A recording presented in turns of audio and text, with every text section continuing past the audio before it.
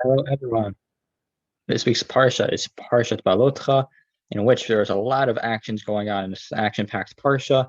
And I'll start off just describing where I heard this year from Rabbi Isaac Bernstein, in which he mentioned that this Parsha perhaps is the most rich one in the Torah. Rabbi Isaac Bernstein, as a shir on all Parsha, I could list a link to the Parsha shir over here in the chat on the comments in the bottom. Okay, but just to start off over here and describe how this Parsha is so rich, we'll go through the actions briefly.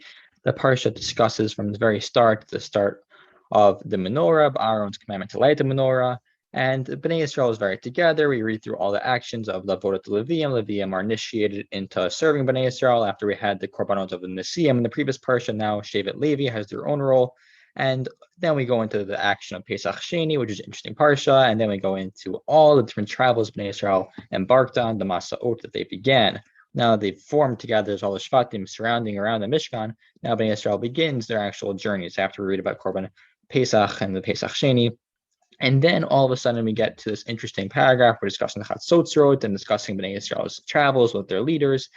And in between all this, we have this enigmatic parsha of Chovev ben Ruel about Yitro possibly, and this whole discussion he has with Moshe about not staying with Bnei Israel. And then we get to the clincher, this in-between three pasuk break, which in the Torah scroll is surrounded by backwards nuns. There's two psukim, Vayibin so Aaron v'Omer Moshe, Kuma Hashem b'futzo yevecha, v'nusum esnecha penecha, v'nuchi Omar shuv Hashem revot al Yisrael. These two psukim are surrounded by backwards nuns in the Torah.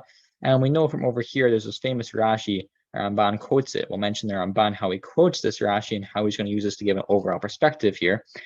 The Rashi says that the reason why these two backward nuns are separating this two pasuk parsha here is to show that it's a separate sefer, to show that we're separating the different punishments, the poraniot that Bnei Israel went through. We'll see that inside the Ramban, which is interesting, meaning that we don't want to string together all the different poraniot, because we know the continuation of the parsha, the next two topics that are going to be discussed are going to be the mitonanim, the Bnei Israel complaining, and the slav that they're given, and the shivim zakanim, which is such a rich, so much dialect to go through.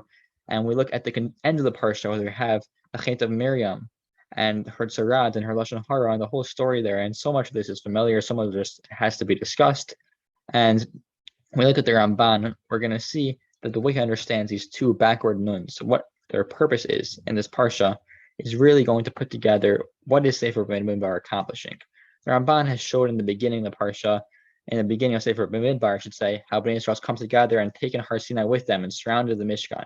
And he even starts off with this week's parsha describing how the menorah is something that Aaron is given after the Korban Nesiim. All the different tribe leaders, except for Shevet Levi, bring this Korban. And now the Ramban quotes how Aaron was given the Chanukat Habayit. He was, so to speak, allowed to be able to dedicate the menorah, which is something that is a mainstay within the Mishkan and will be in the Beit HaMikdash.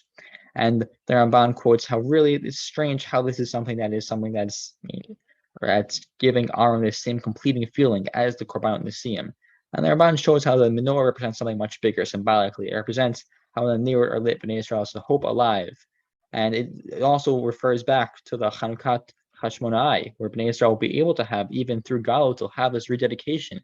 And that's how the Ramban understands this, so to speak, this giving over of the menorah role to really be able to allow Aaron to be satisfied and satiated, so to speak, with his service, which is something strange how we have to look at it all together. But it's clear that the Ramban is showing how Bnei Israel is able to come together, and every single one of them has their own role. Aaron through the menorah, and Shevet Levi as a whole, as the start of the parsha discussed, through the dedication process of the Levium. And then we have the Pesach Sheni, where Bnei Israel is all together. Everyone has a chance to bring the Korban. And we have the Masa'ot and the Chatzotzrot that Bnei Israel are given to be able to sound, to know when to go out against their enemies and to know when to travel. When the Anan moves, they follow it. And now that brings us to the Ramban that we're going to be discussing mostly today, which, as I mentioned before, the last two Pesukim in Parak Yud, Vayibin so Ha'aron. And the Ramban there is going to mention something very interesting. The Ramban quotes the Rashi as we had said. I'll read it inside. Balama Katav Khan, these backward nuns. To separate from the previous punishments to the ensuing punishments. That way there shouldn't be these punishments that are stringed together. That's what Rashi quotes. Okay. Now, the Ramban wonders, what exactly are these punishments? What sort of punishments are meaning that we know that the ensuing punishments, we have the mitonim, the complaints. Bnei Yisrael seems to be complaining for no good reason. They complain they want meat when they're given everything in the midbar. But what's the first porno, the first punishment, the first thing that Bnei Yisrael was deserving a punishment for? So the Ramban understands, quoting, V'katav hara b'perushav sham, on the previous pasuk in pasuk lam and gimel, 2 pasukim earlier when we have pasuk lam and hey, at this pasuk v'hibin so Haron, over there the pasuk reads, Vayisume harashem derech shlosh yamim, and Aaron followed them, and they were leading by the Aaron. And the Ramban quotes over here this famous Chazal that Bnei Yisrael batoch shlosh yamim l'masam hit'avu tava hasafsuf li'hitraim al habasar k'dei l'mrod b'Hashem. And the previous part of this pasuk lam and gimel is telling us that the first part, that Vayisume harashem, the first punishment Bnei Yisrael, that they were deserving of punishment, was the fact shesaro me'achar Hashem. They ran away from Har Hashem, from where they received the Torah. And they ran away, as the Ramban quotes, the small decision of running away from Har Sinai, that was the previous part that in Pasuk Lam again we read about, this first thing that Bnei Yisrael were deserving a punishment for, and that's why this backward news to separate from the Mitonim and the Parsha of Miriam and her Tzarat and her Lashon Hara, that these need to be separated. Now it's very interesting, meaning that this first punishment, not so clear in the Psukim, Chazal understand that Bnei Yisrael ran away from Har Hashem, though what's really the connection and what's going on deeper behind the list? So perhaps the Ramban is telling us that without these small decisions that Bnei Yisrael failed to act properly within, they would go straight to Eretz Yisrael. They would have this straight, direct track. They wouldn't be 40 years in the Midbar. There wouldn't be the Chet HaMeraglim in the next week's Parsha.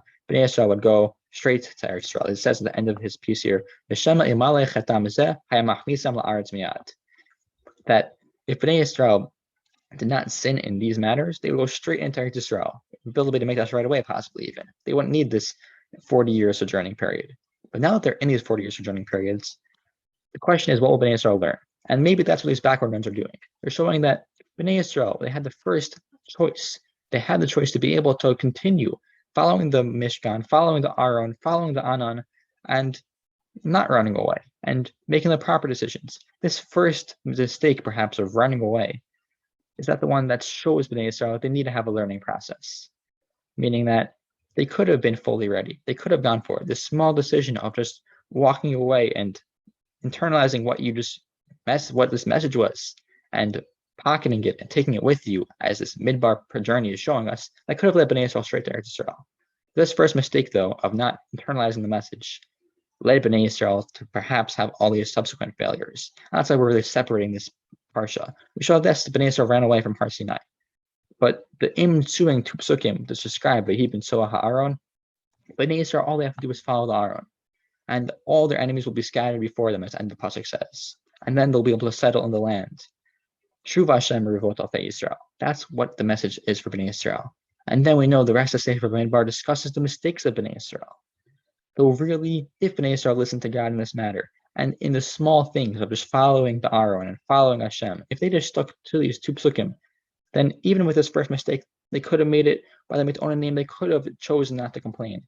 They could have perhaps not spoken Lashon Hara. They could have internalized this message. And the next week's parsha of the Chet HaMeraglim, and in the ensuing complaints Bnei Yisrael has in the Midbar, this 40-year punishment, it could have been a fast track to Eretz Yisrael. Bnei Yisrael should have internalized this message, and that's really the message to stay for Midbar. Yes, there has to be a learning process, but this learning process could have been initialized from the start. It could have been a fast track past Eretz Yisrael if they would have internalized this message of following the Aaron, following God's statutes, and learning from them, and taking a moment to break and having this separate sefer of V'hibin Soah HaAron. And maybe that's really the message that's going on here in this parsha that's so much to discuss. The Ramban maybe is telling us this message of internalizing and taking a moment to reflect and making proper decisions. And that's perhaps one of the messages within Sefer Beha'alotcha, within Parsha Beha'alotcha, within Sefer Midbar as a whole, leading to this overall message of following the commandments and internalizing them at every moment before decision. And with that message, it could have led to a very quick geula. And that is perhaps what Sefer Parsha Beha'alotcha is sharing with us here. Have a good Shabbos, everyone.